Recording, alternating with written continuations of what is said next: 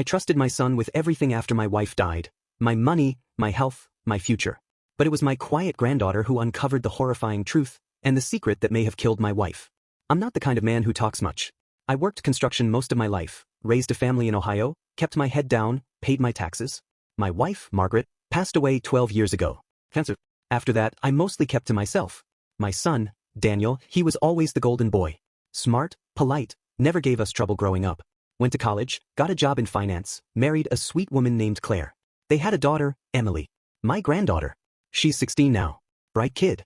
Quiet but sharp. Reminds me of Margaret in some ways. Same way of looking at you like she sees more than you're saying. I trusted Daniel. That's the part that's hard to say out loud. I trusted him with everything.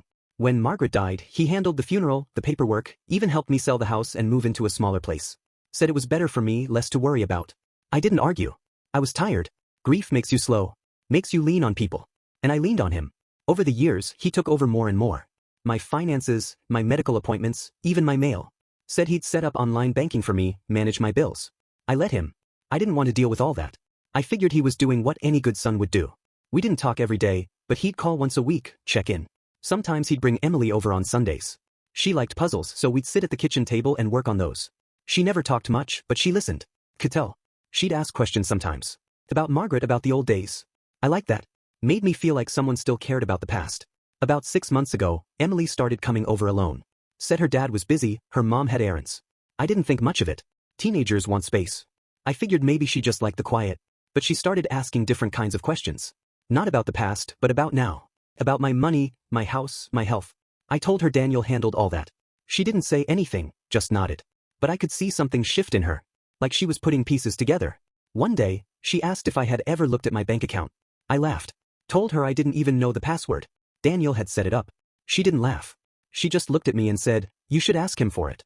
I shrugged it off. But that night, I couldn't sleep. Something about the way she said it stuck with me. So the next day, I called Daniel. Asked for the login. He hesitated. Said he'd come over and show me. I said I wanted to see it myself. He got quiet. Then said he'd email it to me. He didn't. Emily came over the next weekend. I told her he hadn't sent it. She pulled out her phone, said she could help me reset the password. I didn't know how, but she did. Took her 10 minutes. When I logged in, I didn't understand what I was looking at. She pointed out the transactions. Monthly withdrawals. Thousands of dollars. Transfers to accounts I didn't recognize. I felt cold. Like someone had poured ice water down my back. She printed everything out. Said I should talk to someone. A lawyer maybe. I didn't know what to do. I called Daniel again. Told him I'd seen the account. He got angry. Said I was confused, that Emily didn't understand how finances worked. Said he'd come over and explain. I told him not to. I needed time to think. I spent the next few days going through everything. My pension, my savings, even my insurance. Things didn't add up. Policies canceled. Accounts closed. I trusted him with all of it. And he drained me. Not all at once. Slowly. Over years. I felt sick. Not just because of the money, but because it was him. My son. The boy I raised. The man I thought was decent. Emily kept coming by. She brought a notebook, started writing things down. Dates, amounts, names. She was methodical. I asked her why she was doing this. She said, "Because it's wrong." That was all. Just those 3 words. I didn't cry. I haven't cried since Margaret died. But I felt something break inside me. Like a rope snapping. I called a lawyer. A man named Harris. He looked over the documents. Said it was serious. Said Daniel could be prosecuted. I asked him what would happen to Emily and Claire. He said that wasn't up to me. That the law had to take its course. I didn't sleep that night. I kept thinking about birthdays, Christmases, all the times I'd looked at Daniel and felt proud. Harris filed the paperwork. There was an investigation. Daniel denied everything. Said I'd given him permission. Said I was forgetful, confused. They asked for medical records. I passed every test. No dementia, no cognitive decline. Just an old man who trusted his son. Emily testified. Quietly, clearly. She showed them the notebook. The printouts. The emails. I watched her from the back of the room. She didn't look at Daniel once. He looked at her. Like he didn't recognize her. Like she was someone else. The case went forward. There was a hearing. Daniel was charged. Embezzlement, fraud, elder abuse. I sat in the courtroom and listened. I didn't speak. I didn't look at him.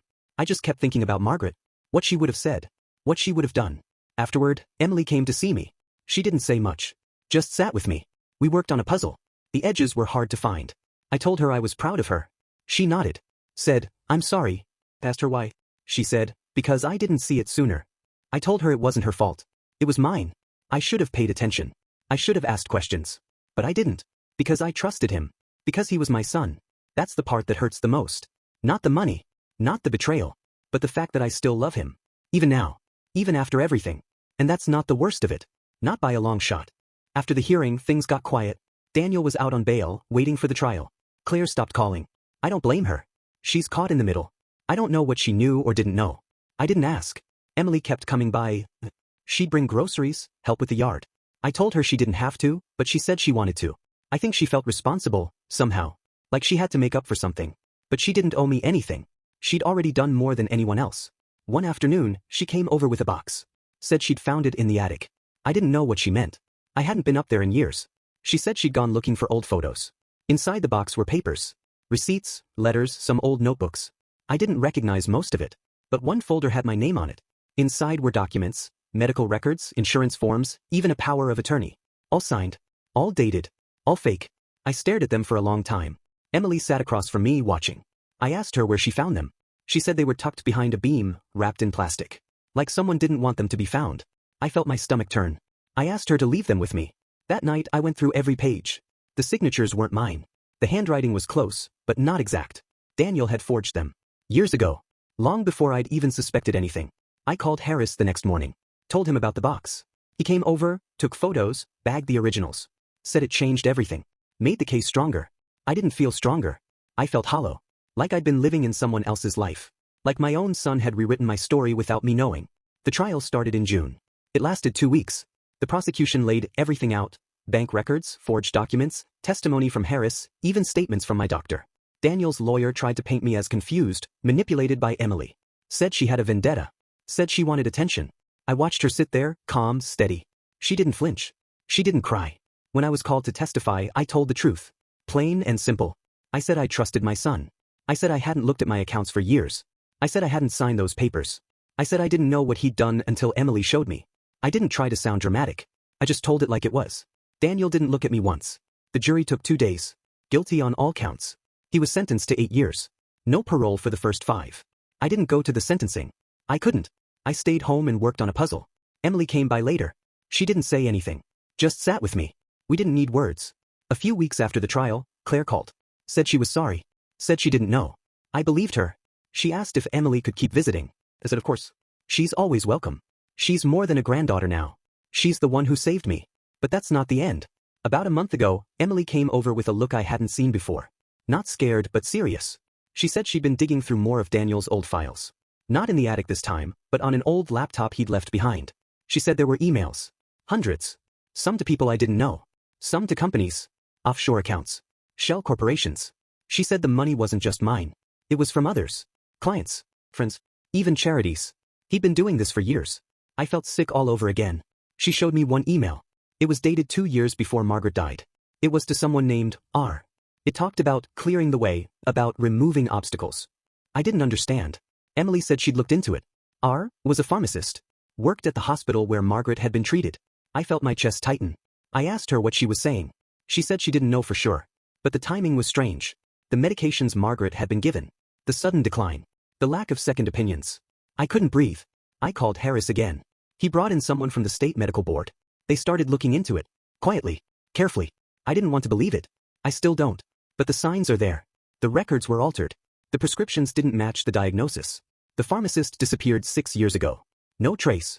They haven't confirmed anything yet. It's still under review. But I know what I feel. I know what my gut tells me. Daniel didn't just steal from me. He didn't just lie. He may have taken Margaret from me. To get control. To clear the way. I sit in my chair now, looking out the window. The trees are starting to turn.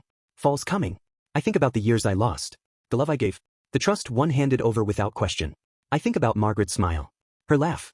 The way she held my hand when things got hard. And I think about Emily. The girl who saw through it all. Who didn't flinch. Who didn't run. Who stood up when I couldn't. I don't know what justice looks like anymore. I don't know if it's even possible.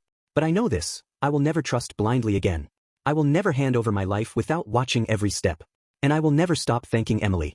For saving me. For seeing what I couldn't. For being the light in a story that went dark long ago. That's all I have to say. If you enjoyed the video, don't forget to hit that like button and subscribe for more content like this.